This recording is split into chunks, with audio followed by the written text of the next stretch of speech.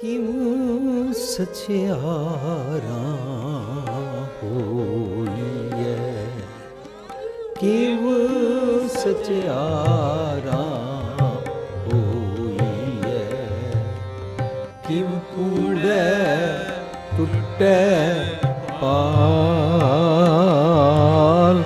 ਕਿਵ ਕੂੜੈ ਟੁੱਟੈ ਪਾਲ, ਕਿਵ ਸਚਿਆਰਾ ਹੋਈਐ, ਕਿਵ ਸਚਿਆਰਾ ਹੋਈਐ, ਕਿਵ ਕੂੜੈ ਟੁੱਟੈ ਪਾਲ, ਕਿਵ ਕੂੜੈ ਟੁੱਟੈ ਪਾਲ। ਹੁਕਮ ਰਜ਼ਾਈ ਚੱਲਣਾ, ਹੁਕਮ ਰਜ਼ਾਈ ਚੱਲਣਾ, ਨਾਨਕ ਲਿਖਿਆ ਨਾ, ਨਾਨਕ ਲਿਖਿਆ ਨਾ, ਕਿਵ ਸਚਿਆਰਾ ਹੋਈਐ, ਕਿਵ ਸਚਿਆਰਾ, ਕਿਵ ਸਚਿਆਰ, ਕਿਵ ਸਚਿਆਰਾ ਹੋਈਐ। ਪਿਆਰੀ ਸਾਧ ਸੰਗਤ ਜੀ, ਅਸੀਂ ਹੁਣ ਤੱਕ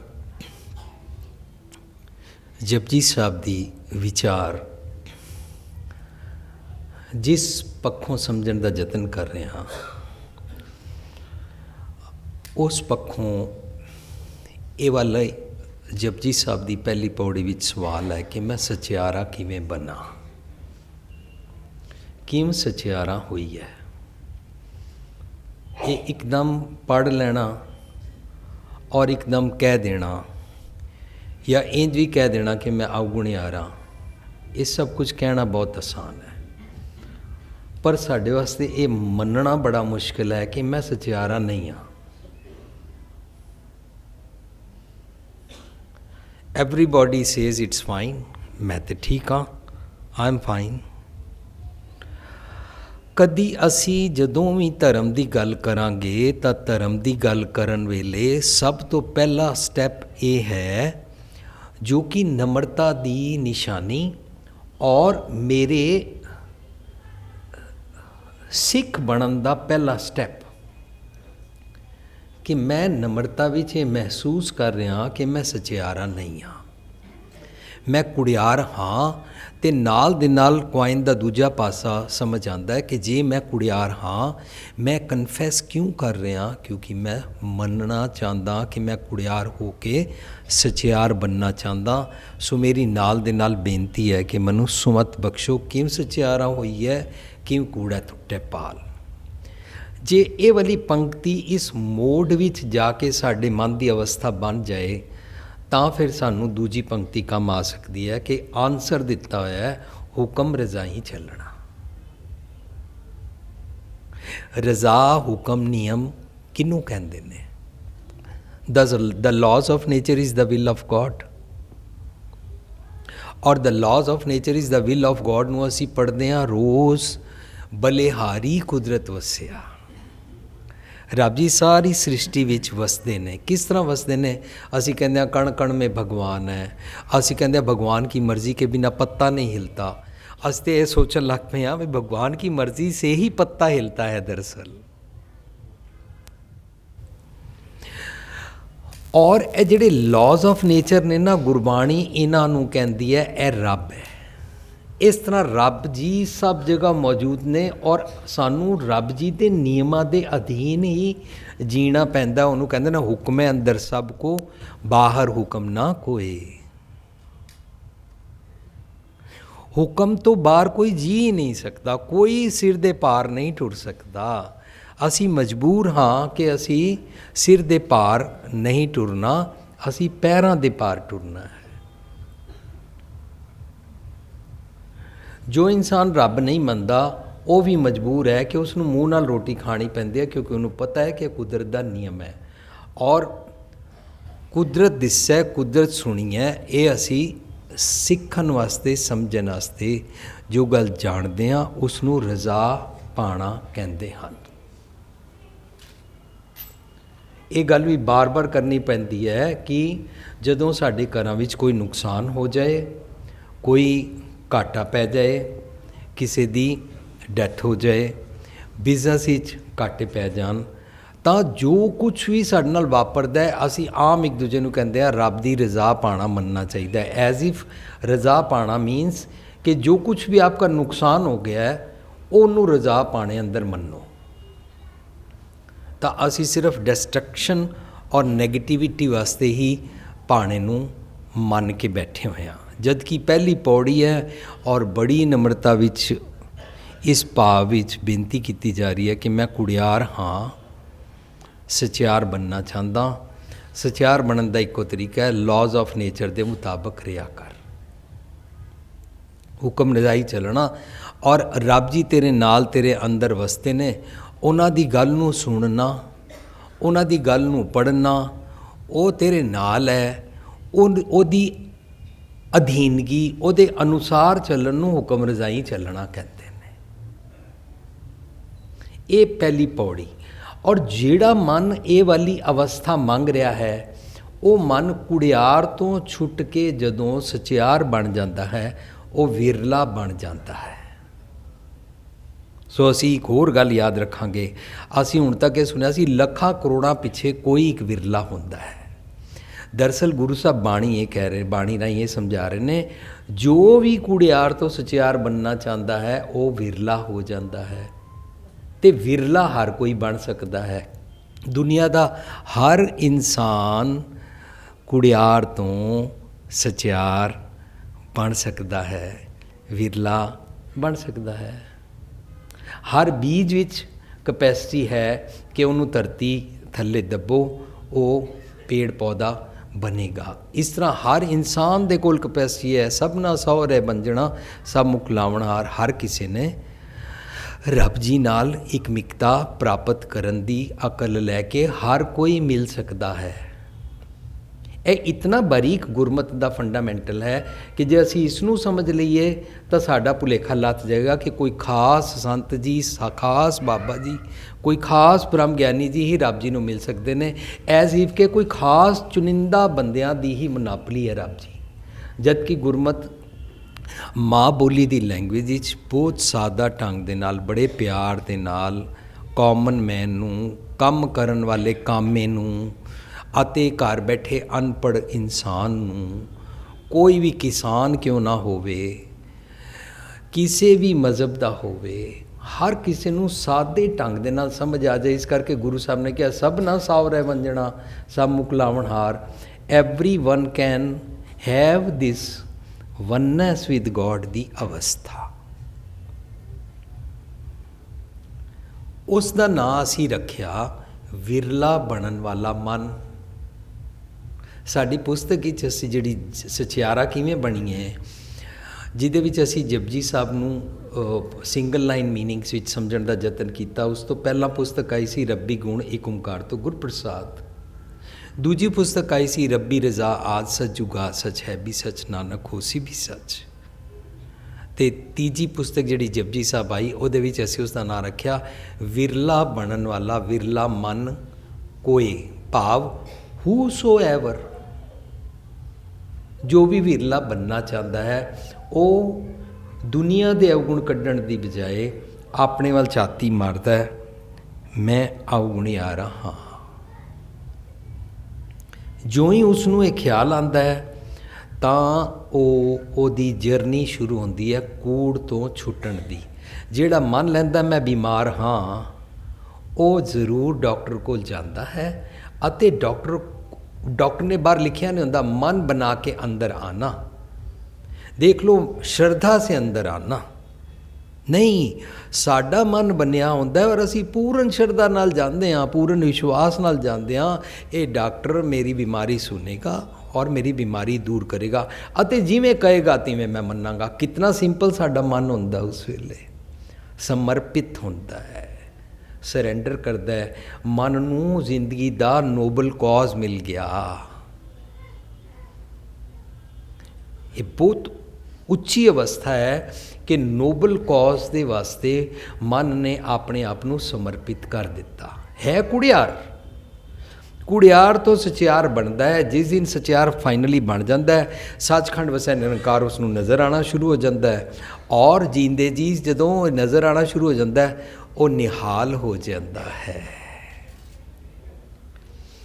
ਉਸ ਕੁੜਿਆਰ ਤੋਂ ਸਚਿਆਰ ਬਣਨ ਵਾਲੇ ਮਨ ਦੇ ਬਾਰੇ ਅਸੀਂ ਅੱਜ ਤੱਕ 29 ਪੌੜੀਆਂ ਡਿਸਕਸ ਕਰ ਚੁੱਕੇ ਹਾਂ। 29 ਪੌੜੀਆਂ ਵਿੱਚ ਜਦੋਂ ਅਸੀਂ ਸੁਣਿਆ ਦੀਆਂ ਪੌੜੀਆਂ ਸਮਝੀਆਂ ਤਾਂ ਸੁਣਿਆ ਵਿੱਚ ਕਿਹਾ ਵੇ ਕਿ ਸੁਣਿਆ ਸਿੱਧ ਪੀਰ ਸੁਰਨਾਥ ਤੋਂ ਲੈ ਕੇ ਸੁਣਿਆ ਦੀਆਂ 4 ਪੌੜੀਆਂ ਵਿੱਚ ਜੋ ਕੁਝ ਕਿਹਾ, ਇਹ ਵਾਲਾ ਮਨ ਆਸਤਾ ਆਸਤਾ 26 ਪੌੜੀ ਤੱਕ ਪਹੁੰਚ ਕੇ ਅਮੁੱਲ ਗੁਣਾਂ ਦਾ ਵਪਾਰ ਕਰਨਾ ਸਿੱਖਦਾ ਹੈ ਔਰ ਅਮੁੱਲ ਗੁਣਾਂ ਦੇ ਵਪਾਰ ਨੂੰ ਕਰਦਾ ਕਰਦਾ ਸੋਦਰ ਦੇ ਅੰਦਰ ਐਂਟਰ ਕਰ ਜਾਂਦਾ ਹੈ। ਜਦੋਂ ਸੋਦਰ ਦੇ ਅੰਦਰ ਐਂਟਰ ਕਰਦਾ ਹੈ ਤੇ ਉੱਥੇ ਇਹਨੂੰ ਜਿਹੜੇ ਰੱਬੀ ਗੁਣ ਦੱਸੇ ਗਏ ਸਨ ਕੁੜਿਆਰ ਤੋਂ ਸਚਿਆਰ ਬਣਨ ਵਾਸਤੇ, ਉਹ ਗੁਣ ਇਸ ਨੂੰ ਪ੍ਰਾਪਤ ਹੁੰਦੇ ਨੇ ਔਰ ਉਹਨਾਂ ਗੁਣਾਂ ਨੂੰ ਇਹ ਸੰਭਾਲਦਾ ਹੈ। ਸੋ ਦਰ ਕਿਹਾ ਸੋ ਘਰ ਕਿਹਾ, ਜਿਤ ਬੈ ਸਰਬ ਸੰਭਾਲੇ। ਇੱਥੇ ਇੱਕ ਹੋਰ ਸਮਝਣ ਵਾਲੀ ਗੱਲ ਹੈ ਜੋ ਅਸੀਂ ਸਾਰਿਆਂ ਨੇ ਰਲ ਕੇ ਵਿਚਾਰਨੀ ਹੈ। ਇਸ ਤਰ੍ਹਾਂ ਨਹੀਂ ਹੈ ਕਿ ਆਪ ਸਮਝਣਾ ਚਾਹੁੰਦੇ ਹੋ ਔਰ ਮੈਂ ਸਮਝਾ ਰਿਹਾ, ਇੰਜ ਨਹੀਂ ਹੈ। ਮੈਨੂੰ ਵੀ ਜਿਤਨਾ ਸਮਝ ਆਇਆ ਮੈਂ ਆਪ ਜੀ ਨਾਲ ਸਾਂਝ ਕਰ ਰਿਹਾ, ਅਸੀਂ ਸਾਰੇ ਰਲ ਕੇ ਸਮਝਾਂਗੇ। ਜਦੋਂ ਅਸੀਂ ਕਹਿੰਦੇ ਹਾਂ ਰੱਬ ਜੀ ਬਾਹਰ ਨੇ, ਤਾਂ ਗੁਰਬਾਣੀ ਮੈਨੂੰ ਕਹਿੰਦੀ ਹੈ ਜੋ ਬਾਹਰ ਹੈ ਉਹ ਤੇਰੇ ਅੰਦਰ ਵੀ ਹੈ। ਵਸੀ ਰੱਬ ਹਿਆਲੀ ਹੈ, ਬਾਹਰ ਕਿਆ ਢੂੰਡੇ। ਫਰੀਦ ਜੀ ਕਹਿੰਦੇ ਨੇ, ਫਰੀਦ ਦਾ ਜੰਗਲ ਜੰਗਲ ਕਿਆ ਭਵੇਂ ਮਣ ਕੰਡਾ ਮੋੜੇ, ਵਸੀ ਰੱਬ ਹਿਆਲੀ ਹੈ, ਜੰਗਲ ਕਿਆ ਢੂੰਡੇ, ਬਾਹਰ ਕੀ ਲੱਭਦਾ ਹੈ। ਅਤੇ ਜਦੋਂ ਇਸ ਤਰ੍ਹਾਂ ਮੇਰੇ ਅੰਦਰ ਦੀ ਗੱਲ ਕਰਦੇ ਨੇ ਤਾਂ ਨਾਲ ਦੇ ਨਾਲ ਮੈਨੂੰ ਕਹਿੰਦੇ ਨੇ, ਤੂੰ ਜਿਹੜਾ ਬਾਹਰ ਮੰਨ ਕੇ ਬੈਠਾ ਹੈ, ਸਾਰੀ ਦੁਨੀਆ ਨੂੰ ਭੁਲੇਖੇ ਔਰ ਭਰਮ ਤਾਂ ਪੈਂਦੇ ਨੇ, ਕੁਐਸਚਨਸ ਵੀ ਉਲਟੇ ਸਿੱਧੇ ਤਾਂ ਹੀ ਸ਼ੁਰੂ ਹੁੰਦੇ ਨੇ ਜਦੋਂ ਸਾਰੀ ਦੁਨੀਆ ਸਮਝਦੀ ਹੈ ਇਹ ਧਰਤੀ ਹੈ ਔਰ ਭਗਵਾਨ ਉੱਪਰ ਕहीं रहता है। ਸ੍ਰਿਸ਼ਟੀ ਤੋਂ ਅਲੱਗ ਰੱਬ ਸਮਝਿਆ ਔਰ ਸਾਨੂੰ ਭੁਲੇਖਾ ਹੋਣਾ ਸ਼ੁਰੂ ਹੋਇਆ। ਫਰੀਦਾ ਖਾਲਕ ਖਲਕ ਮੈਂ ਖਲਕ ਵਸੇ ਰੱਬ ਮਾਏ, ਮੰਦਾ ਕਿਸ ਨੂੰ ਆਖੀਏ ਜਦ ਤਿਸ ਬਿਨ ਕੋਈ ਨਾ ਹੈ। ਸਭ ਜਗ੍ਹਾ ਰੱਬ ਜੀ ਰਹਿੰਦੇ ਨੇ, ਇੱਥੇ ਮੰਦਾ ਕੋਈ ਨਹੀਂ ਹੁੰਦਾ। ਅਤੇ ਜਦੋਂ ਇਹ ਵਾਲੀ ਜਾਤ ਸਾਨੂੰ ਇਹ ਖਿਆਲ ਆਉਣੇ ਸ਼ੁਰੂ ਹੋ ਜਾਂਦੇ ਨੇ ਤਾਂ ਗੁਰੂ ਪਾਤਸ਼ਾਹ ਕਹਿੰਦੇ ਨੇ, ਜੋ ਬ੍ਰਹਮੰਡੇ ਸੋਈ ਪਿੰਡੇ, ਜੋ ਖੋਜੈ ਸੋ ਪਾਵੈ। ਅਤੇ ਇਹ ਗੱਲ ਹੁਣ ਕਲੀਅਰ ਹੋ ਗਈ ਕਿ ਮੇਰੇ ਅੰਦਰ ਜਿਹੜੇ ਰੱਬ ਜੀ ਵਸਦੇ ਨੇ, ਮੈਨੂੰ ਉਹਨਾਂ ਤੋਂ ਸਿੱਖਣਾ ਹੈ। उन्होंने रब जी बारे क्या कि भगवान ने सारी सृष्टि को अपने नियमों में चलाया हुआ है। भगवान के पास बहुत गुण हैं। असी ये गल्लां सुनते हैं और गुरबाणी चो पढ़ते हैं, साचे साहिबा क्या नहीं कर तेरा, करता तेरा सब कुछ है। ਜਦੋਂ ਇਹ ਗੱਲਾਂ ਅਸੀਂ ਬਾਣੀ 'ਚੋਂ ਸੁਣਦੇ ਹਾਂ ਤਾਂ ਸਾਡਾ ਪੱਕਾ ਵਿਸ਼ਵਾਸ ਬੈਠ ਜਾਂਦਾ ਹੈ ਰੱਬ ਜੀ ਨੇ ਸਾਰੇ ਰੱਬੀ ਗੁਣ ਸੰਭਾਲੇ ਹੋਏ ਹਨ। ਪਰ ਅਸੀਂ ਨਾਲ ਸੁਣਿਆ ਹੈ ਹਰ ਜਨ ਐਸਾ ਚਾਹੀਏ ਜੈਸਾ ਹਰ ਹੀ ਹੋਏ।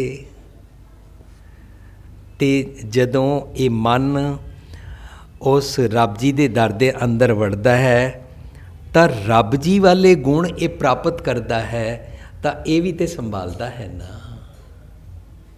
ਕਿਉਂਕਿ ਇਹ ਵਿਰਲਾ ਬਣਨਾ ਚਾਹੁੰਦਾ ਹੈ। ਇਹਦੇ ਬਾਰੇ ਅਸੀਂ ਬਾਰ-ਬਾਰ ਪੜ੍ਹਦੇ ਹਾਂ। ਕਹੋ ਨਾਨਕ ਜਿਸ ਮਸਤਕ ਲੇਖ ਲਿਖਾਏ, ਕਹੋ ਨਾਨਕ ਜਿਸ ਮਸਤਕ ਲੇਖ ਲਿਖਾਏ, ਏਤ ਖਜ਼ਾਨੇ ਲਿਆਰ ਲਾਏ, ਸੋ ਏਤ ਖਜ਼ਾਨੇ ਲਿਆਰ ਲਾਏ। ਹਮ ਤਨਵੰਤ ਭਗਤ ਸਚ ਨਾਏ, हर गुण गावें सहज सुभाए, हर गुण गावें सहज सुभाए। ਉਹਦੇ ਸੁਭਾਅ ਜਾ ਜਾਂਦੇ ਨੇ, ਉਹਦਾ ਸਹਿਜ ਹੋ ਜਾਂਦਾ ਹੈ ਕਿ ਉਹਨੂੰ ਗੁਣ ਕਮਾ ਕੇ ਉਹਨਾਂ ਦਾ ਸੁਭਾਅ ਵਾਲਾ ਜੀਵਨ ਦੀ ਜਾਂਚ ਆ ਜਾਂਦੀ ਹੈ, ਕਿਉਂਕਿ ਉਸਨੇ ਇਸ 'ਤੇ ਮਿਹਨਤ ਕੀਤੀ। ਜਿਹੜਾ ਰੱਬੀ ਗੁਣ ਸਿੱਖ ਕੇ ਉਹਨਾਂ 'ਤੇ ਮਿਹਨਤ ਕਰਨਾ ਹੈ, ਉਹਨੂੰ ਬਾਣੀ ਵਿੱਚ ਕਹਿੰਦੇ ਨੇ ਕੋ ਨਾਨਕ ਜਿਸ ਮਸਤਕ ਲੇਖ ਲਿਖਾਏ। ਅਸੀਂ ਚੰਗੇ ਗੁਣਾਂ ਦੇ ਲੇਖੇ ਲਿਖਦੇ ਹਾਂ ਤਾਂ ਮੰਦੇ ਗੁਣਾਂ ਦੇ ਅਵਗੁਣ ਦੇ ਲੇਖੇ ਮਿਟਾਉਂਦੇ ਹਾਂ। ਇਹਦਾ ਮਤਲਬ ਲੇਖਾ ਅਸੀਂ ਆਪ ਲਿਖਦੇ ਹਾਂ। ਇਹਦਾ ਮਤਲਬ ਗੁਰਮਤਿ ਅਨੁਸਾਰ ਡੈਸਟਨੀ ਸਾਡੇ ਹੱਥ ਹੈ। मैं अपना कैसा किरदार, कैसा करैक्टर, कैसा मैं बनना चाहता हाँ। जे मैनू अपने अवगुणा का शौक है तो मैं अपने अवगुणा ते माण करांगा तो मैं अवगुणा वाली शख्सियत बन ही जाऊँगा। जिवें मैं कहां मैनू कौड़ा बोलना आंदा है, मैनू गालां कड्डनियां आंदियां, मैनू उच्चा बोलना आंदा है, मेरे सामने कोई बोल के विखाए तो इहदा मतलब मैं अवगुणी ऐसा अपने आप नूं जिहा काले घालना ते वे हो ना उपचारी है। मैं वैसे वाला अपने आप को मशहूर कराना चाहता हूँ। मेरे हाथ है मैं कैसा बनना चाहता है, मैं जैसा सेवें तैसो होए। सो गुरु साहब कहते हैं कि जदों मेहनत करता को नानक जिस मस्तक लेख लिखाए। सो एक खजाना लिया रलाए, ये खजाना रब जी का है, रब्बी गुणा का। रब्बी गुणा नूं पंज प्रवान पंज प्रधान कहते हैं। पंचे भावें दरगाहमान चुन चुन के चंगे चंगे रब्बी गुणा नूं वो संभालता है। सो पातशाह शाह पत साहिब नानक रहन रजाई, वो अपनी पत दुनियावी पत नहीं, विकार जदों मंदे ख्याल साडी जम पत लुटदे ने, उस तो पत नूं बचाउण वाले गुण जदों सिੱਖਦਾ है। जे मैं इस इंसान ते क्रोध करा, इस नाल नफरत करा, इसनूं पराया समझा, इनू अपना ना समझा, इसनूं अपने तो घटिया समझा, इनू मेरे तो नॉलेज घट है, इस तरीके दे नाल मैं अपना पराया तेर मेर दी नफरत करा, यह जम है। जम ने मेरी पत लुट लई। इस पत तो बचा सकन वाली मत नूं कहंदे ने सो पातशाह शाह पत साहिब। दुनिया दे उत्ते किसी उत्ते राज करना, किसी एक मनुख उत्ते भी राज करन दा जिहड़ा बादशाहत हुंदी है उन्होंने बादशाह कहंदे ने। बाद हुंदा झगड़े वाला शाह, पातशाह पत रखण वाला शाह। वो अपनी विकारां तो पत बचाउण वास्ते जिहड़ी मत प्राप्त करदा है, वो गुणां नूं संभाल के रखदा है। ਅਤੇ ਜਦੋਂ ਇਹਨਾਂ ਗੁਣਾਂ ਨੂੰ ਸੰਭਾਲ ਕੇ ਰੱਖਦਾ ਹੈ, ਉਸ ਦੀ ਅੱਗੇ ਹਮੇਸ਼ਾ ਸੰਭਾਲ ਕੇ ਰੱਖਣ ਵਾਲੀ ਮਤ, ਉਹਨੂੰ ਕਹਿੰਦੇ ਨੇ ਜੁਗ ਜੁਗ ਏਕੋ ਵੇਸ। ਅਗਲੀਆਂ ਚਾਰ ਪੌੜੀਆਂ ਸ਼ੁਰੂ ਹੁੰਦੀਆਂ। ਆਦੇਸ ਤਿਸੈ ਆਦੇਸ, आदेश तिसै आदेश, आद अनील अनाद अनाहत आद अनील अनाद अनाहत, जुग जुग एको वेस, जुग जुग एको वेस। आदेश तिसै आदेश, आदेश तिसै आदेश।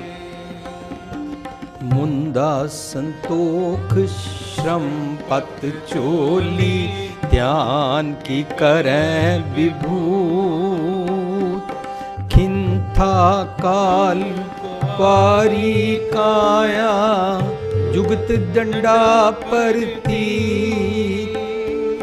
आई पंथी सगल जमाती, मन जीतै जग जीत।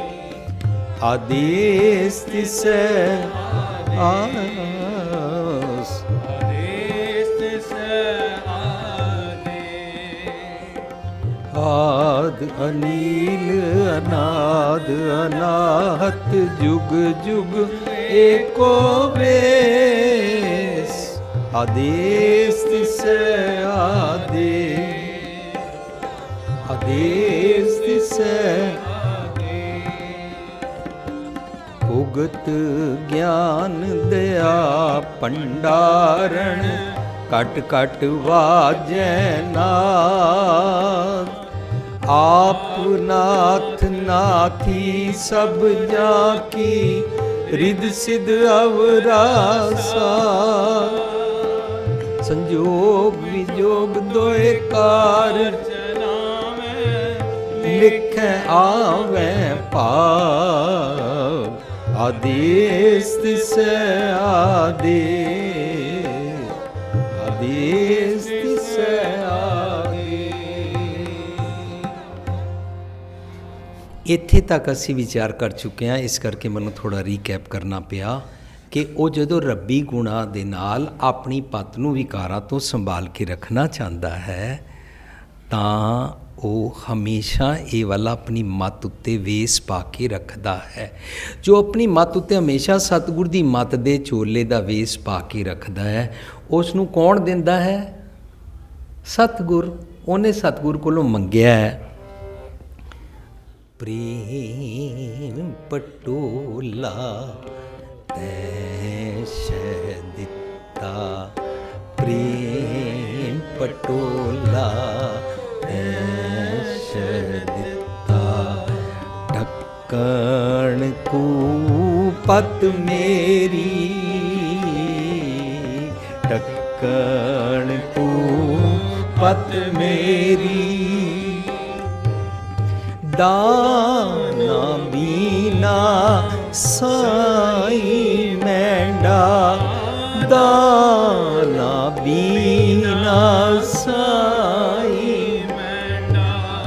नानक सार ना जाना तेरी, नानक सार ना जाना तेरी।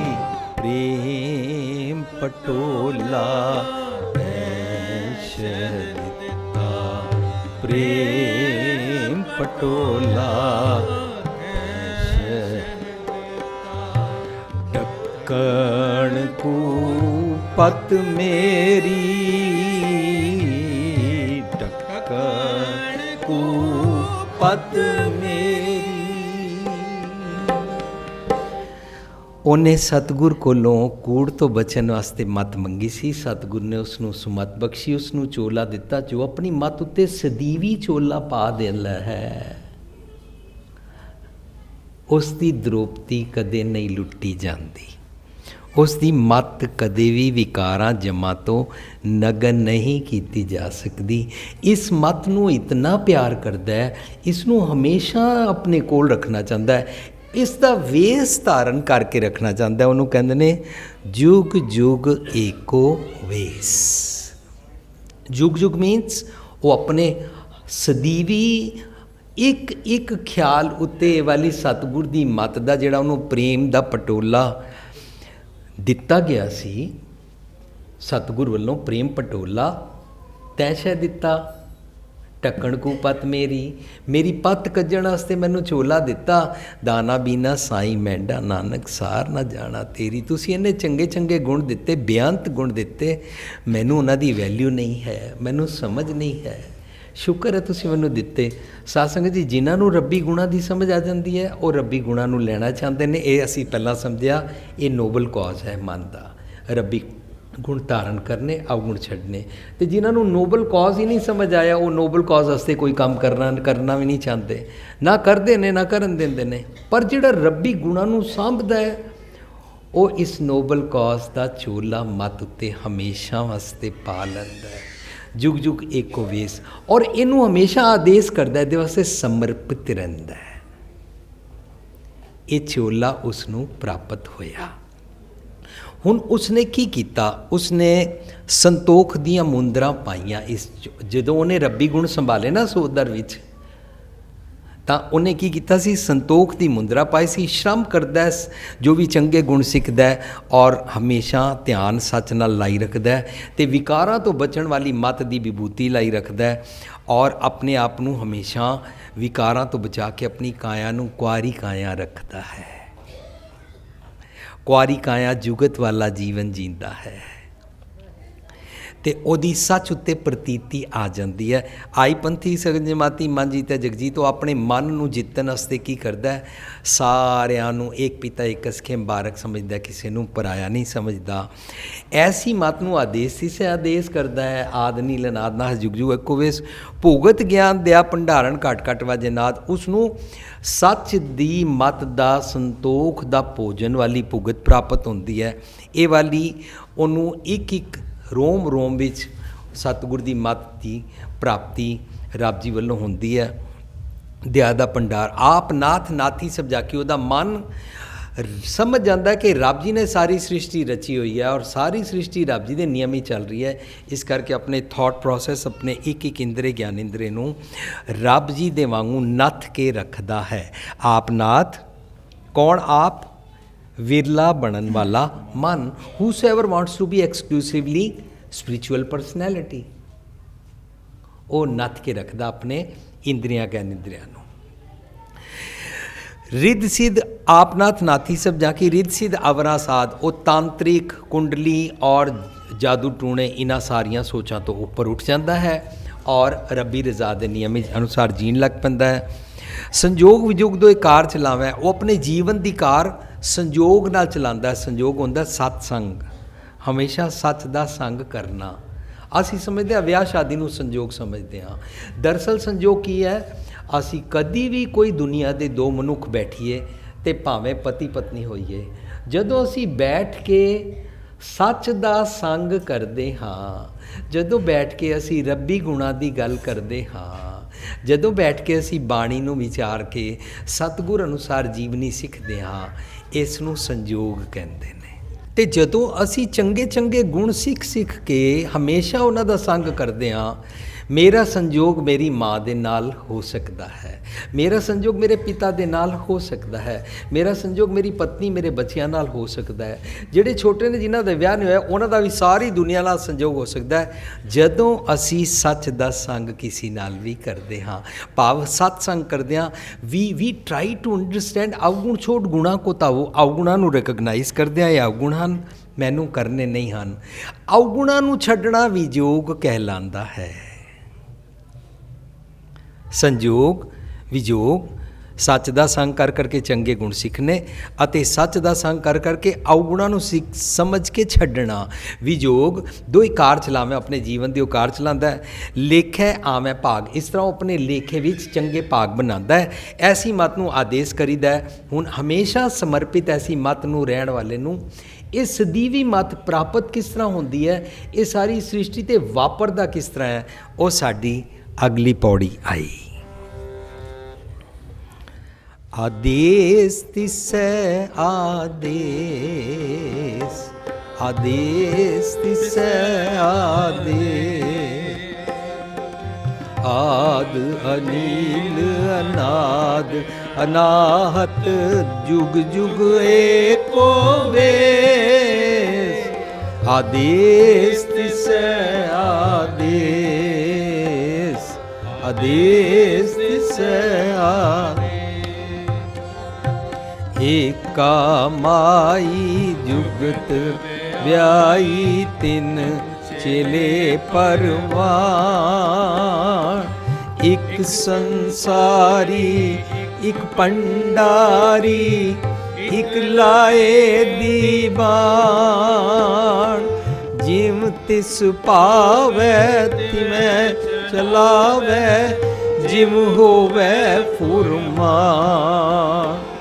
ਉਹ ਵੇਖੈ ਉਹ ਨਾ ਨਦਰ ਨਾ ਆਵੈ, ਬਹੁਤਾ ਏ ਵਿਦਾਨ। ਆਦੇਸ ਤਿਸੈ ਆਦੇਸ, ਆਦੇਸ ਤਿਸੈ ਆਦੇਸ। ਆਦ ਅਨੀਲ ਜੁਗ ਜੁਗ ਏਕੋ ਵੇਸ। ਆਦੇਸ ਤਿਸੈ ਆਦੇਸ, ਆਦੇਸ ਤਿਸੈ ਆਦੇਸ।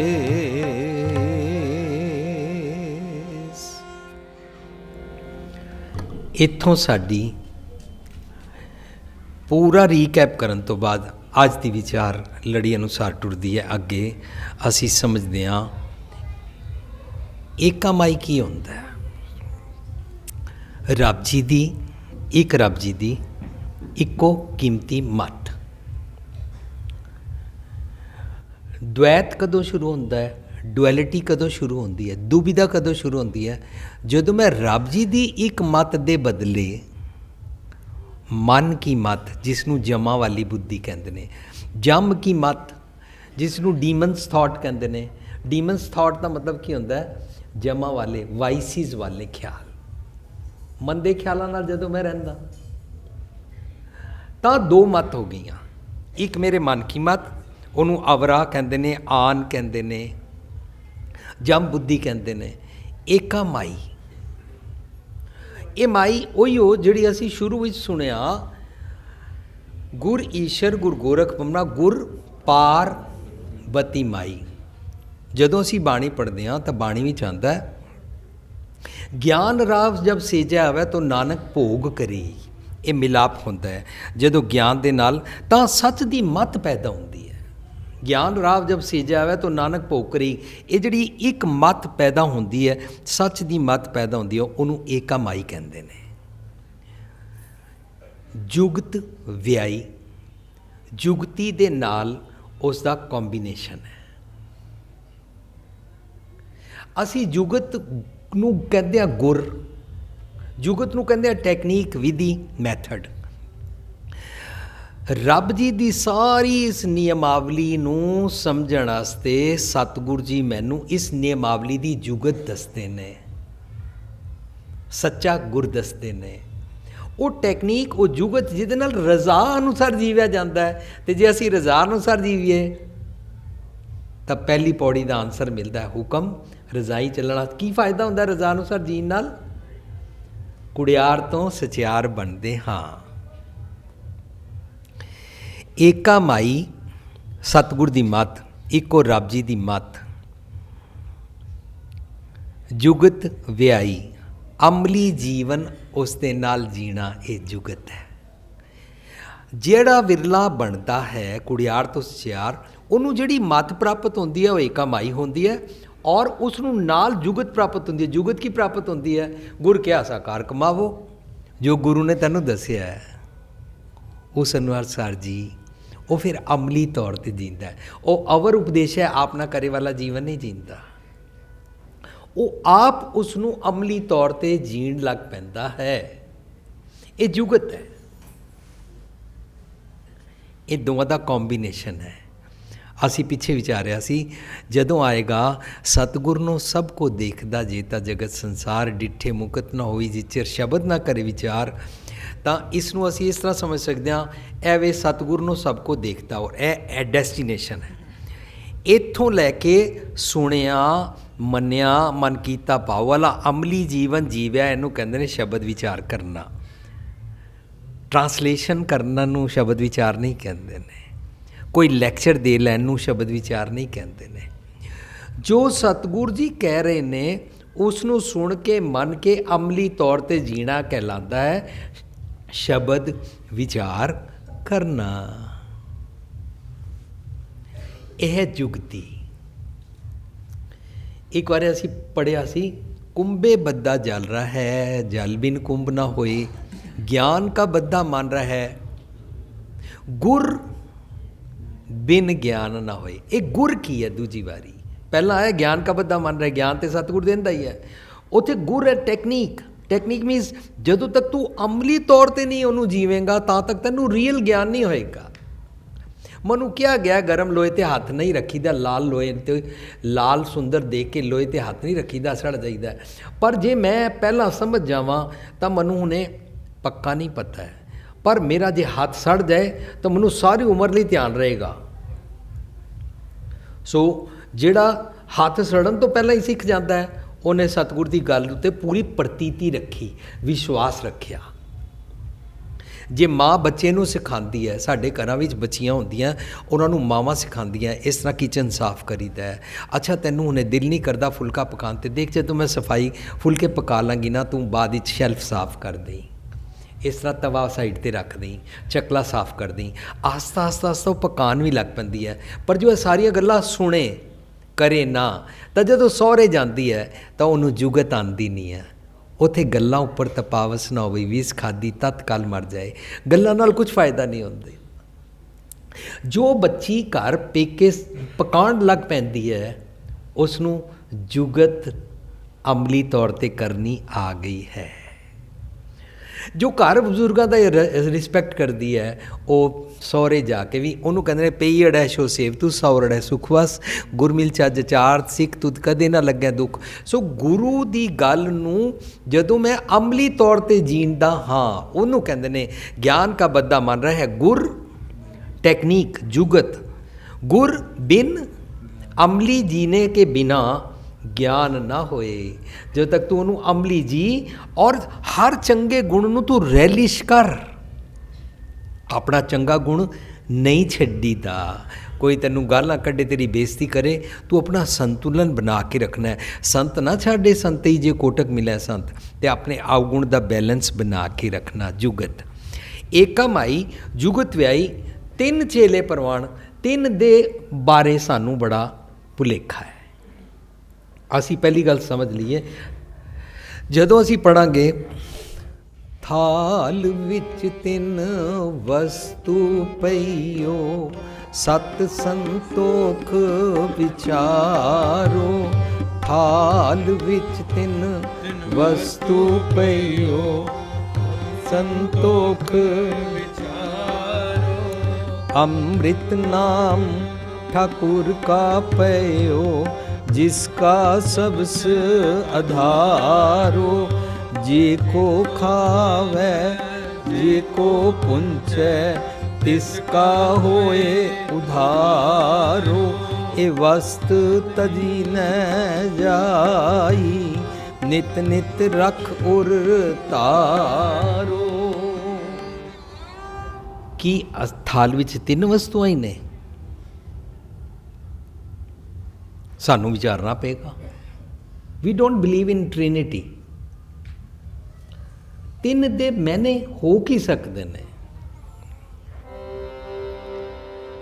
तुर की बाणी आई, तुर की बाणी आई, वाणी आई, तुर की वाणी आई।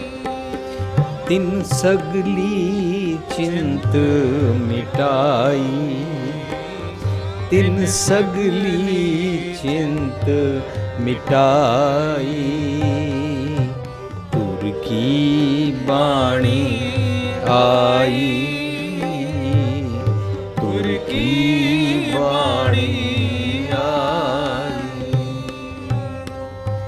तीन का मतलब होंदा उसने। तीन डज नॉट मीन थ्री। तुर की बाणी आई, तीन भाव उस बाणी ने,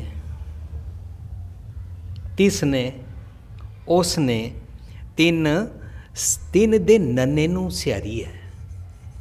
एकम आई जुगत आई, तीन तीन दे नन्ने नूं स्यारी। और तुर की बाणी आई, तीन सगली चिंत मिटाई, तीन दे नन्ने नूं स्यारी। इंजी थाल विच तीन वस्तु पईओ, तीन दे नन्ने नूं स्यारी। ये तीन है उसने। रब जी ने बेअंत चंगे चंगे गुणा का थाल तैयार किया है। उन्होंने कहते हैं मत विच रतन जवाहर माणिक। जे गुर की सिख सुनी, बेअंत रत्ना जवाहरां माणिकां वाली सानू सुचज्जी मत प्राप्त होंदी है। उसने एकम आई जुगत होई, तीन चेले परवान। उस रब जी ने अपनी सारी सृष्टि विच इंज कीता होया ते जिहड़ा विरला बनना चाहता है उसनूं चेले परवान की हुंदा है। चेले परवान हुंदा है चंगे चंगे प्रवाणित होण वाले गुण। प्रवाणित गुण किहड़े हुंदे ने जिसनूं असीं पढ़िया सी 16वीं पौड़ी विच, पंच प्रवान पंच प्रधान, पंचे पावैं दरगाह मान। पंचे डज नॉट मीन 5। ਅਸੀਂ ਜਿਉਂ-ਜਿਉਂ ਬਾਣੀ ਦੀ ਗਹਿਰਾਈ ਵਿੱਚ ਉਤਰਾਂਗੇ, ਬਰੀਕੀ 'ਚ ਉਤਰਾਂਗੇ, ਗੁਰਬਾਣੀ 1 2 3 4 5 6 9 10 18 18 ਸਿੱਧਾਂ ਅਤੇ ਇਸ ਤਰੀਕੇ ਦੇ ਨਾਲ 9 ਨਿੱਧਾਂ ਔਰ 3 ਖੰਡ 9 ਭਵਨ, ਇਸ ਤਰੀਕੇ ਦੀਆਂ ਗਿਣਤੀਆਂ ਮਿਣਤੀਆਂ ਨੂੰ ਗੁਰਬਾਣੀ ਨਹੀਂ ਮੰਨਦੀ ਹੈ।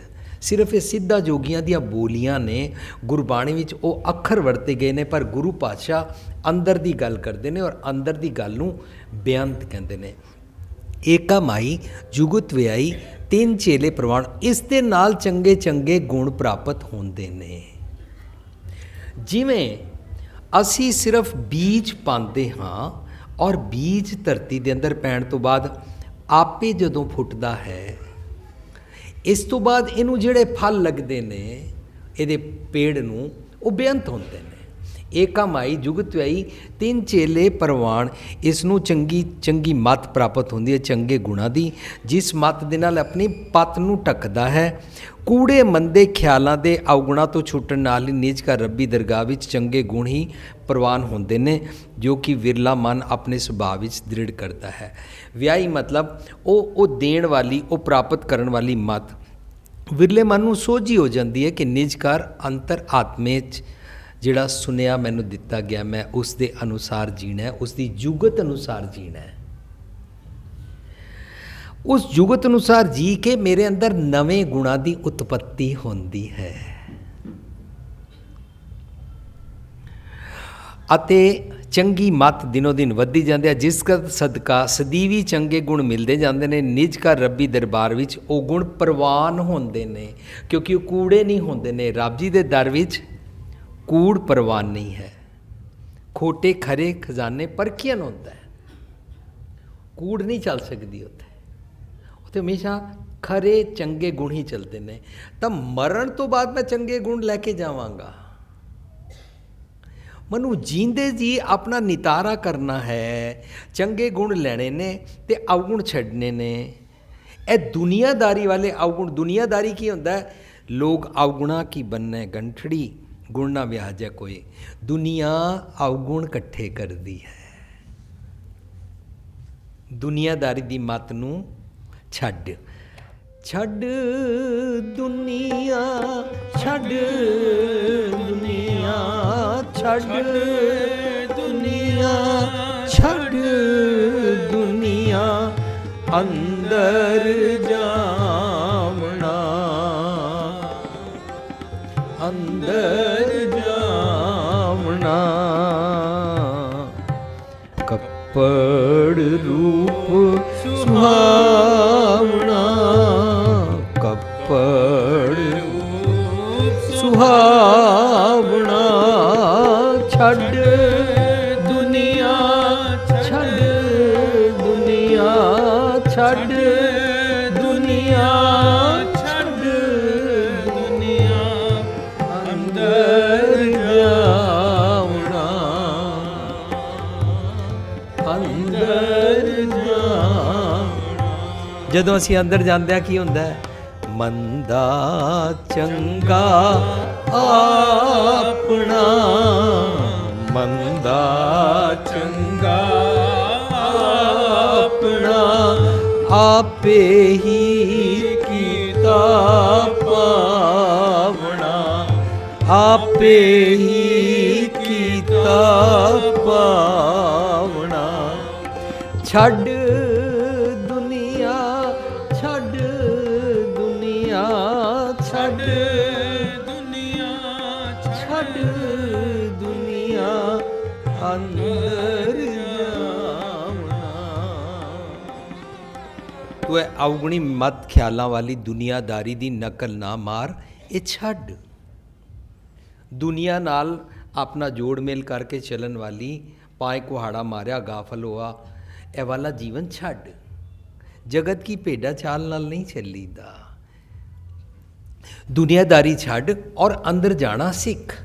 ਜਦੋਂ ਅੰਦਰ ਜਾਣਾ ਸਿੱਖਦੇ ਹਾਂ ਤਾਂ ਅਵਗੁਣਾਂ ਬਾਰੇ ਪਤਾ ਲੱਗਦਾ ਹੈ ਔਰ ਅਵਗੁਣਾਂ ਦੇ ਨਾਲ ਮੈਂ ਆਪਣੇ ਰੱਬ ਜੀ ਦੇ ਨਾਲ ਇਕਮਿਕ ਨਹੀਂ ਹੋ ਸਕਦਾ। ਰੱਬ ਜੀ ਮੇਰੇ ਅੰਦਰ ਰਹਿੰਦੇ ਨੇ, ਉਹੀ ਕੂੜ ਛੱਡਣੀ ਹੈ। ਜਦੋਂ ਉਹ ਕੂੜ ਛੱਡਦੇ ਹਾਂ, ਅੰਦਰ ਵਾਲੇ ਰੱਬ ਜੀ ਰਿਅਲਾਈਜ਼ ਹੋਣੇ ਸ਼ੁਰੂ ਹੋ ਜਾਂਦੇ ਨੇ।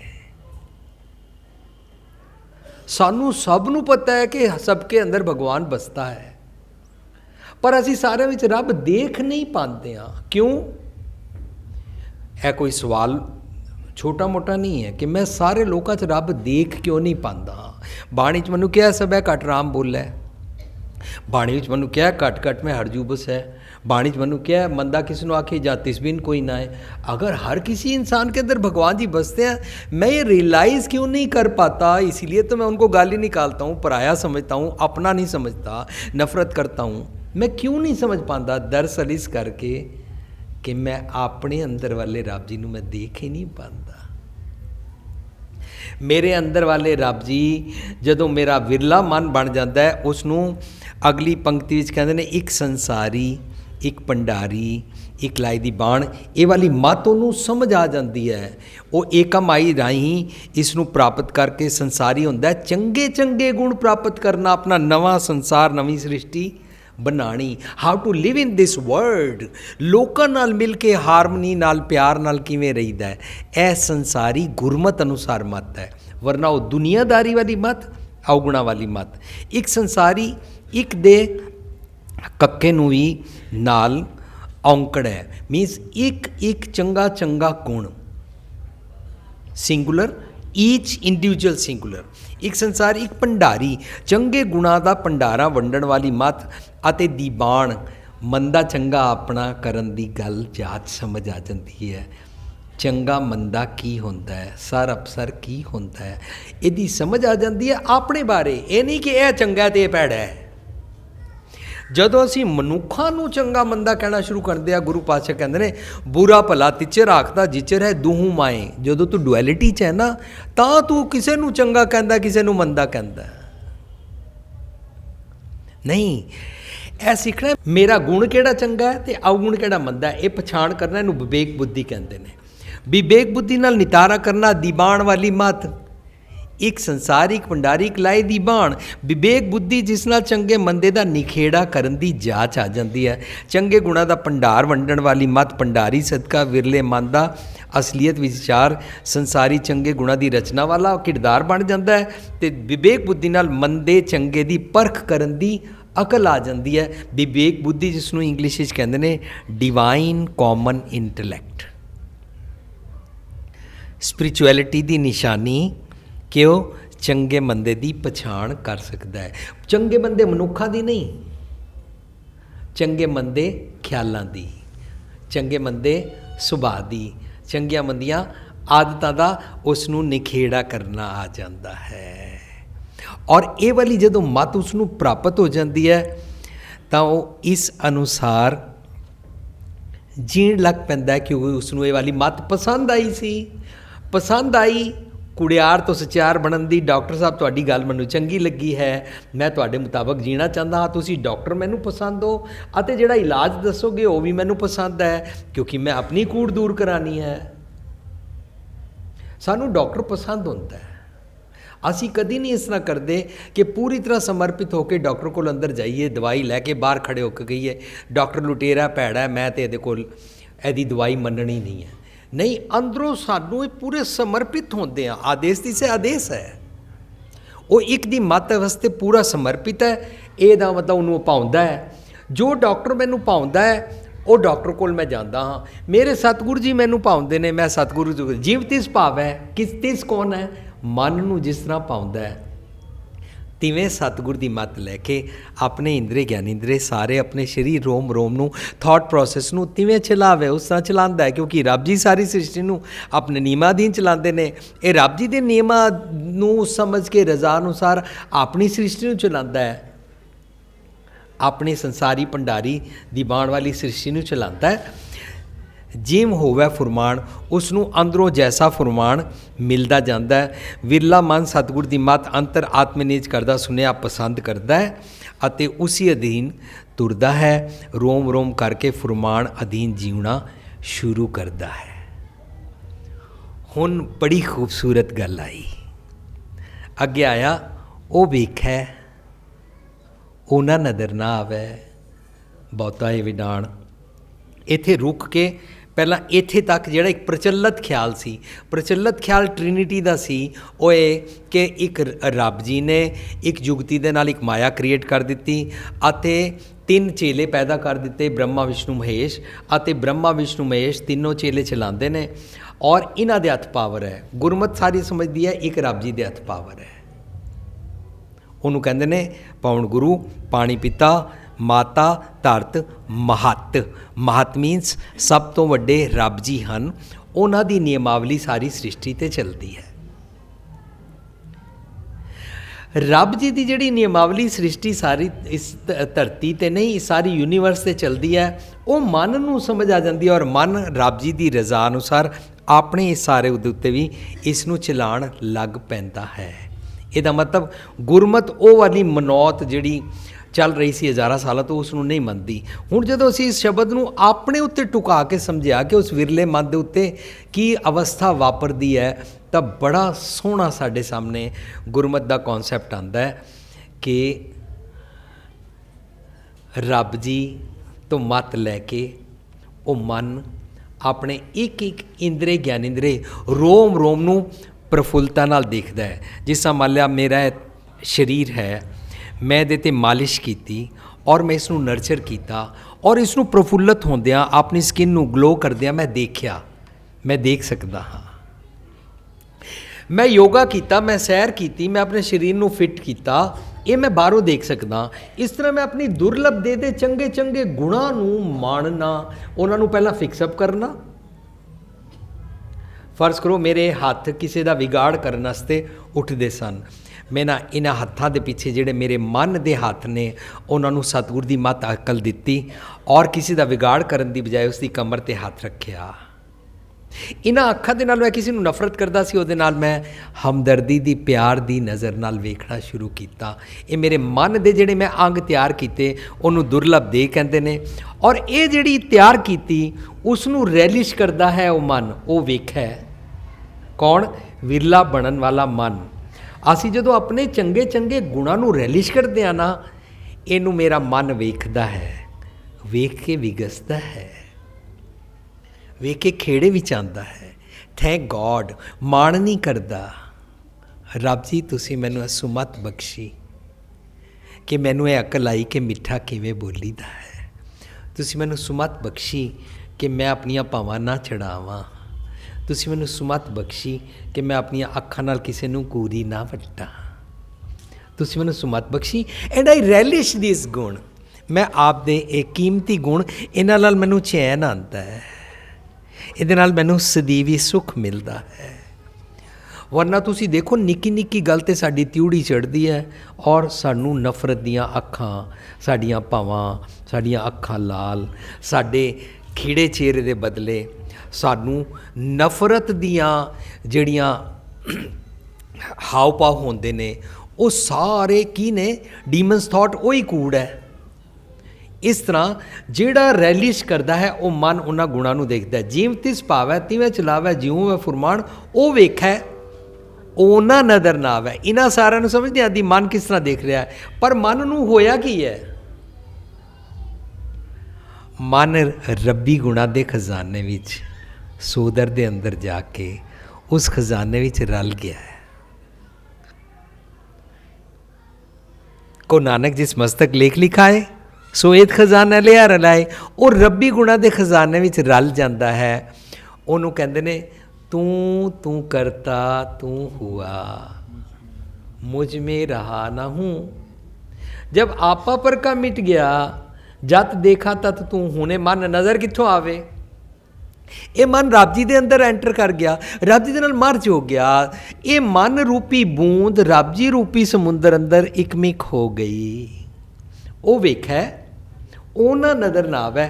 ਇਹ ਮਨ ਸਾਰੇ ਇੰਦਰੇ ਗਿਆਨ ਇੰਦਰੇ ਰੋਮ ਰੋਮ ਨੂੰ ਇੱਕ ਇੱਕ ਚੰਗੇ ਚੰਗੇ ਗੁਣ ਨੂੰ ਰੈਲਿਸ਼ ਕਰਦਾ ਹੈ, ਦੇਖਦਾ। ਉਹਨਾਂ ਨੂੰ ਪਤਾ ਕਿ ਪ੍ਰਾਪਤ ਕਿੱਥੋਂ ਹੋਏ ਨੇ, ਇਹ ਮਨ ਉਹਨਾਂ ਤੋਂ ਲੈਂਦਾ। ਉਹ ਵੇਖਿਆ ਉਹਨਾਂ ਨਜ਼ਰ ਨਾ ਆਵੇ। ਬਹੁਤਾ ਇਹ ਵਿਡਾਣ ਬੜੀ ਅਜੀਬ ਗੱਲ ਹੈ। ਅਸੀਂ ਜਿਹੜੀ ਅਜੀਬ ਗੱਲ ਹੁੰਦੀ ਹੈ ਉਹ ਨਾ ਬਿਆਨ ਨਹੀਂ ਕਰ ਸਕਦੇ। ਜੋ ਮਾਂ ਦੇ ਪਿਆਰ ਦੀ ਅਸਚਰਜਤਾ ਹੁੰਦੀ ਹੈ ਉਹ ਬਿਆਨ ਨਹੀਂ ਕੀਤੀ ਜਾ ਸਕਦੀ।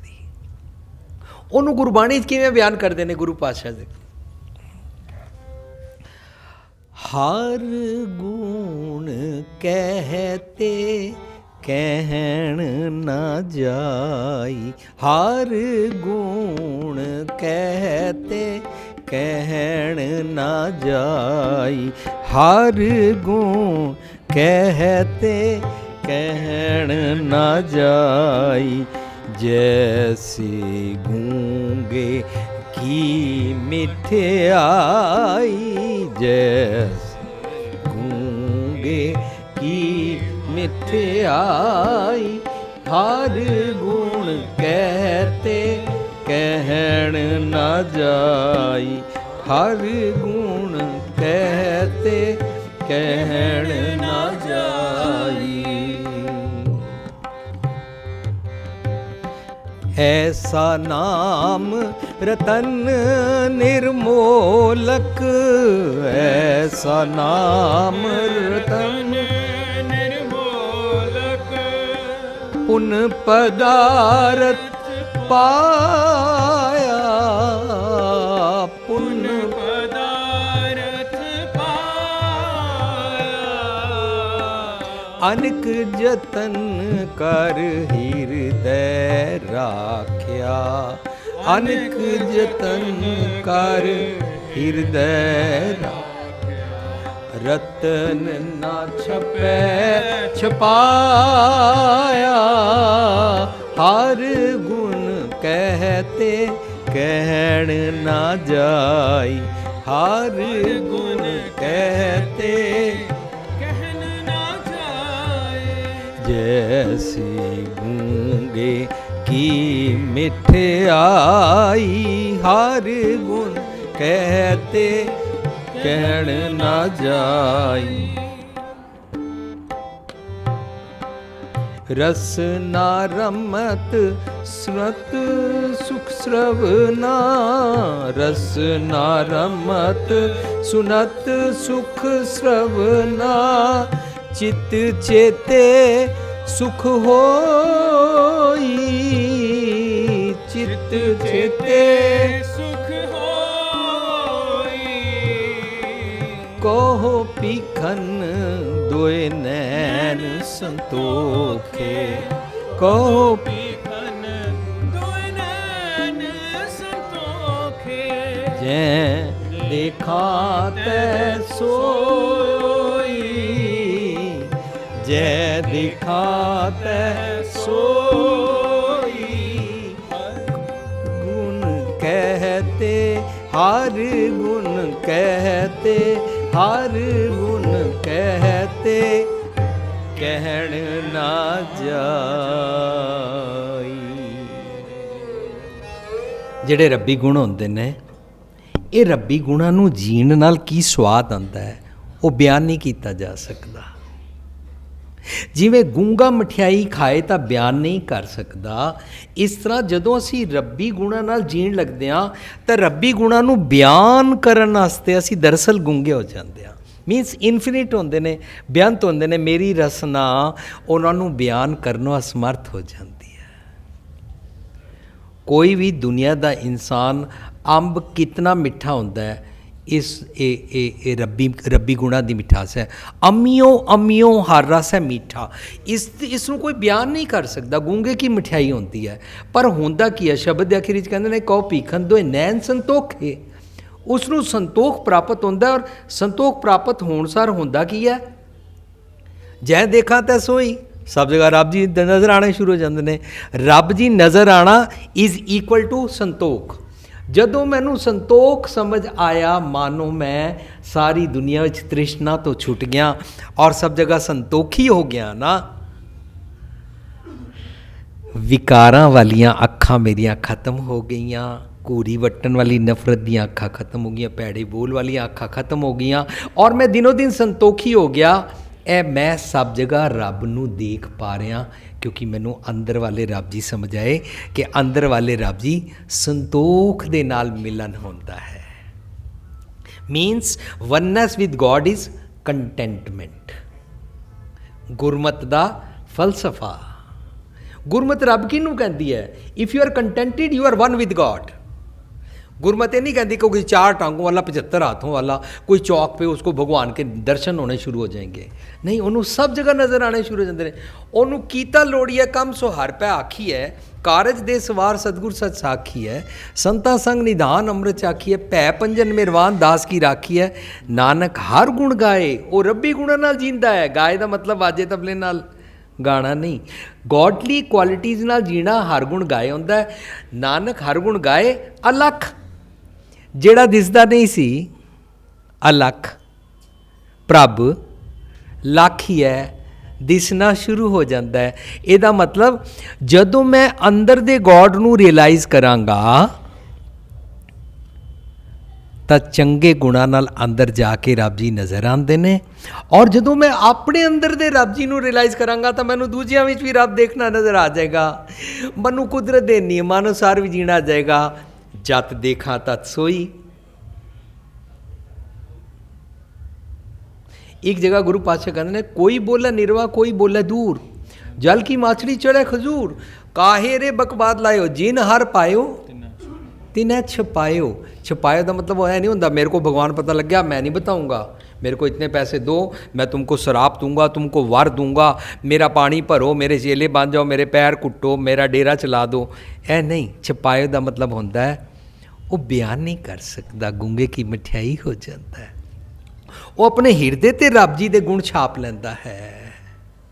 जिन हर पायो तिन छपायो, वो बयान नहीं करता रब जी दे बारे, बल्कि रब्बी गुणां नूं जीण लग पैंदा है। और जो इंसान रब्बी गुणां नाल जींदा है ਉਹਦੇ ਮਨ ਦੀ ਵੇਦਨਾ ਕੋਈ ਹੋਰ ਨਹੀਂ ਜਾਣ ਸਕਦਾ।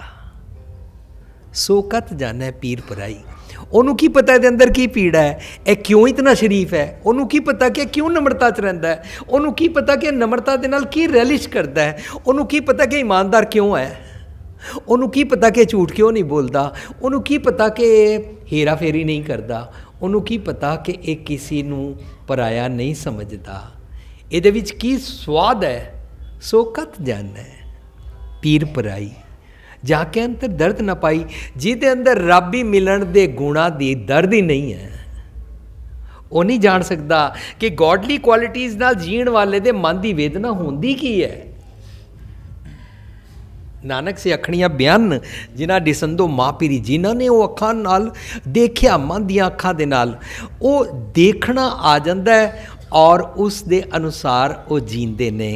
गुरु पातशाह कहते हैं वो वेख्या वो ना नज़र ना आवे। बहुता ये विधान कैसा अजीब विधान है। लेकिन जो एक एक इंद्रा ज्ञान इंद्रा मेरे मन करके, मेरा मन जो रियलाइज़ कर लेंदा है, जो मेरा मन रियलाइज़ कर लेना सब जगह रब जी वसते ने। जत देखा तत सोई, संतोखी हो गया ਤਾਂ ਉਹ ਆਪਣੀ ਸਾਰੀ ਜਿਹੜੀ ਸ੍ਰਿਸ਼ਟੀ ਰੋਮ ਰੋਮਨ ਹੈ ਇਹਨੂੰ ਕਹਿੰਦੇ ਨੇ ਜਲ ਥਲ ਮਈਲ ਰਿਹਾ ਭਰਪੂਰ, ਨਿਕਟ ਵਸੈ ਨਾਹੀ ਪ੍ਰਭ ਦੂਰ। ਉਹਦਾ ਕੀ ਹੁੰਦਾ ਹੈ, ਭੈ ਪੰਜਨ ਮਿਹਰਬਾਨ ਹੋ ਜਾਂਦਾ ਹੈ, ਉਹਦਾ ਡਰ ਦੂਰ ਹੋ ਜਾਂਦਾ ਹੈ। ਭੈ ਪੰਜਨ ਮਿਹਰਬਾਨ ਦਾਸ ਕੀ ਰਾਖੀ ਹੈ। ਇਹਦੇ ਵਾਸਤੇ ਬੇਨਤੀ ਕੀਤੀ ਸੀ ਨਾਨਕ ਹਰ ਗੁਣ ਗਾਏ। ਕੀਤਾ ਲੋੜੀਆ ਕੰਮ, ਅਸੀਂ ਇਹੀ ਪੜ੍ਹਿਆ ਨਾ ਸ਼ਬਦ, ਕੀਤਾ ਲੋੜੀਆ ਕੰਮ ਸੋ ਹਰ ਪੈ ਆਖੀ ਹੈ। ਤੇਰਾ ਕੰਮ ਕੀ ਹੈ, मैं चाहता मेरा डर दूर कर दियो ना। डर बारे असी बार बार ये शब्द पढ़ते हैं और सानू सब नू ये दृढ़ भी है, पर फिर भी रिपीट करते हैं। डर डर मरते जब जानी है दूर, डर डर डर डर मरते जब जानी है दूर, डर चुका देखा भरपूर, डर चुका देखा भरपूर। जदों मैं रब जी नूं दूर समझदा हाँ तां डरदा हाँ, पर जो मैं रब जी नूं भरपूर नेड़े देखा, जल थल मईल रहा भरपूर, निकट वस नाही प्रभ दूर। नेड़े देखण सार डर दूर हो जाता है। नेड़ा है दूर नहीं रे दा मतलब है मेरे अंदर वसदा है, एक इंच भी दूर नहीं है। अंदर वसदा मीनस मेरी सारी सृष्टि रोम रोम नूं मैं सतगुर दी मत अनुसार चलाना चाहता हाँ। सतगुर और रब दोनों गुरमत इच इको गुर परमेश्वर एको जान मनदे हाँ।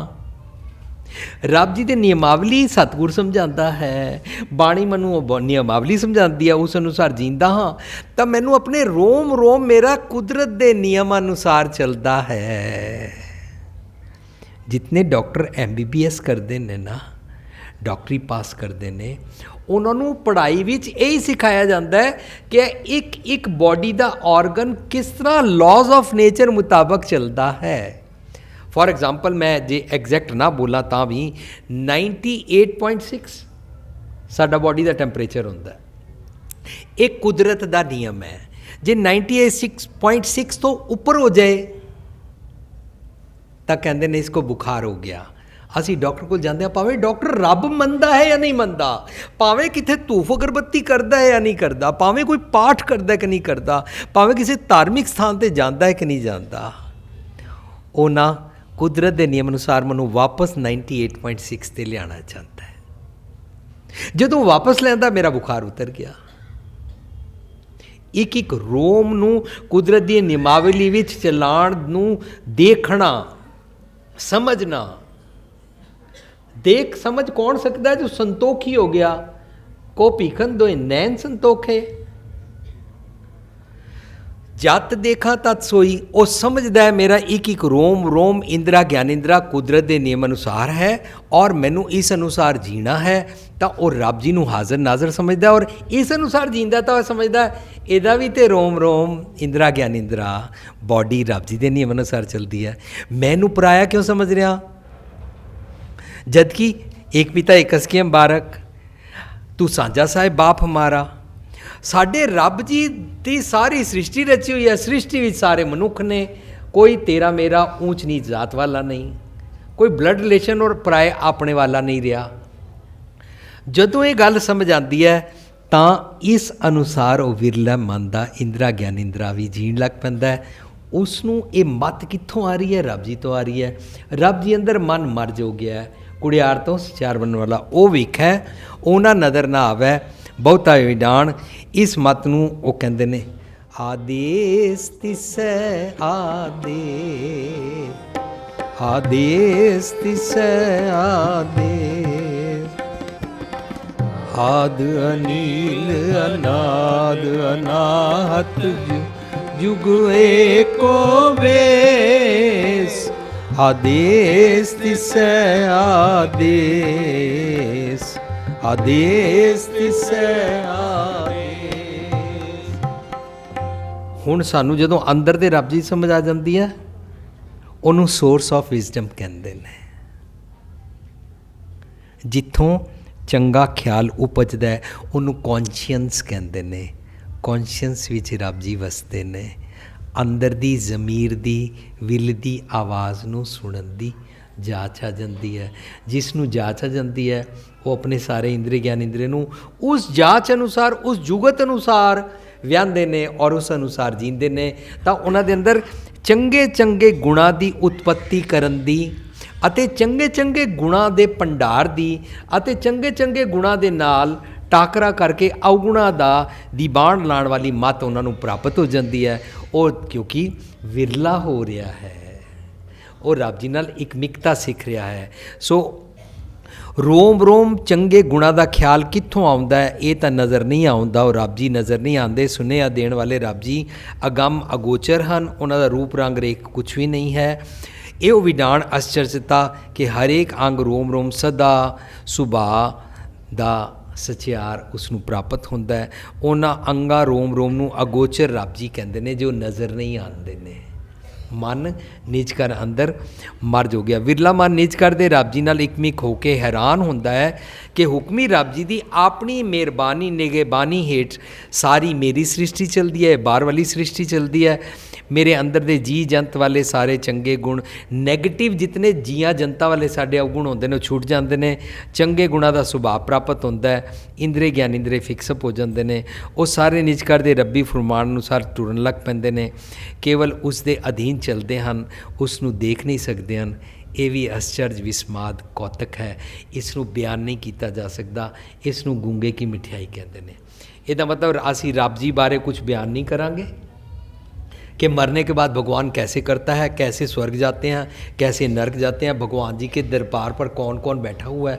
वहाँ पर एक धर्मराज बैठा है, एक चित्रगुप्त बैठा है, और भगवान जी फिर ऐसे कर देते हैं, ऐसे। असी रब जी बारे कुछ भी बयानी नहीं करांगे, क्योंकि मैनू जो ब्रह्मंडे सोई पिंडे वाले रब जी समझ आते हैं। ऐसे रब जी ਨੂੰ ਆਦੇਸ਼ ਹੈ, ਆਦੇਸ਼ ਦੀ ਸੇ ਆਦੇਸ਼ ਆਦ ਅਨੀਲ ਸ਼ੁਰੂ ਤੋਂ ਉਹ ਮੈਨੂੰ ਅਨੀਲ ਵਿਕਾਰਾਂ ਤੋਂ ਰਹਿਤ ਵਾਲੀ, ਨੀਲ ਰਹਿਤ ਵਾਲੀ, ਅਨਾਦ ਹਮੇਸ਼ਾ ਜਿਸ ਦਾ ਧੁਨ ਵੱਜਦੀ ਰਹਿੰਦੀ ਹੈ, ਅਨਾਹਤ ਜੋ ਕਦੇ ਖਤਮ ਨਹੀਂ ਹੁੰਦੀ, ਜਿਸ ਨੂੰ ਕਦੇ ਹਰਟ ਨਹੀਂ ਕੀਤਾ ਜਾ ਸਕਦਾ, ਤੋੜਿਆ ਨਹੀਂ ਜਾ ਸਕਦਾ, ਜੁਗ ਜੁਗ ਏਕੋ ਵੇਸ, ਹਮੇਸ਼ਾ ਆਪਣੀ ਮੱਤ ਉੱਤੇ ਉਹ ਸੱਚ ਦਾ ਚੋਲਾ ਪਾਈ ਰੱਖਦਾ ਹੈ ਔਰ ਇਸ ਅਨੁਸਾਰ ਜੀਣ ਲੱਗ ਪੈਂਦਾ ਹੈ। ਜੇ ਥੋੜ੍ਹਾ ਜਿਹਾ ਹੋਰ ਬਾਰੀਕ ਕਰਕੇ ਇਸ ਨੂੰ ਕੰਪਲੀਟ ਕਰਨਾ ਹੋਏ, ਕਨਕਲੂਡ ਕਰਨਾ ਹੋਏ, ਤਾਂ ਫਰਜ਼ ਕਰੀਏ ਸਾਡੇ ਦੇਸ਼ ਦਾ ਜਾਂ ਦੁਨੀਆ ਦੇ ਹਰ ਦੇਸ਼ ਦਾ कॉन्स्टिट्यूशन ਬਣਿਆ ਹੋਇਆ है। इंसान को ऐसे ऐसे रहना चाहिए, इंसान को ये वाले कानून बनाने वाला उन्होंने नहीं देख रहा, कानून इटसैल्फ कॉन्स्टिट्यूशन की बुक भी उन्होंने नहीं देख रही, पर वो वेख्या वो कानून की बुक एप्लीकेबल है, जो उसनों जींदा है उन्होंने कानून की बुक नज़र नहीं आ रही है, ओना नज़र ना आवे। बड़ी अजीब बात है, लोगों को कानून की बुक पास खड़ी होकर देख भी नहीं रही है हथकड़ी लेके, और कानून बनाने वाले भी वहाँ पर नहीं खड़े हैं, पर फिर भी अगर लोग कानून के अधीन चलते हैं तो वो मानते हैं कि मेरे भगवान जी प्रेजेंट हैं। जब वो नहीं मानते हैं तो वो सब हेरा फेरी कर लेते हैं। एक बंदे नूं पुछया तुसी है रिश्वत क्यों लै रहे हो, कहता अगर बड़े बड़े मिनिस्टर रिश्वत ले सकते हैं तो मैं नहीं ले सकता। ਇਹਦਾ मतलब वो रब जी ਨੂੰ ਨੇੜੇ नहीं समझ रहा, वो कानून ਨੂੰ ਪ੍ਰੋੜਤਾ नहीं दे रहा, वो अवगुण ਨੂੰ ਪ੍ਰੋੜਤਾ दे रहा। अवगुण ਤਾਂ कूड़ है, कूड़ तो ਛੱਡਣ ਵਾਸਤੇ ਤਾਂ ਅਸੀਂ ਸਾਰੀ ਖੇਡ ਸਿੱਖ ਰਹੇ ਹਾਂ। ਏਕਾ ਮਾਈ ਉਹਨੂੰ ਇੱਕ ਦੀ ਮੱਤ ਸਮਝ ਆ ਜਾਂਦੀ ਹੈ, ਜਿਹਨੂੰ ਮੱਤ ਸਮਝ ਆ ਜਾਂਦੀ ਹੈ ਇੱਕ ਦੀ, ਉਹ ਉਸ ਜੁਗਤੀ ਨਾਲ ਜੀਣ ਲੱਗਦਾ ਔਰ ਉਹਨੂੰ ਇੱਕ ਸੰਸਾਰਿਕ ਭੰਡਾਰੀ ਖਿਲਾਈ ਦੀ ਬਾਣ ਵਾਲੀ ਸੁਚੱਜੀ ਮੱਤ ਪ੍ਰਾਪਤ ਹੋ ਜਾਂਦੀ ਹੈ ਔਰ ਉਹ ਇਸ ਅਨੁਸਾਰ ਜੀਣ ਲੱਗ ਪੈਂਦਾ ਹੈ।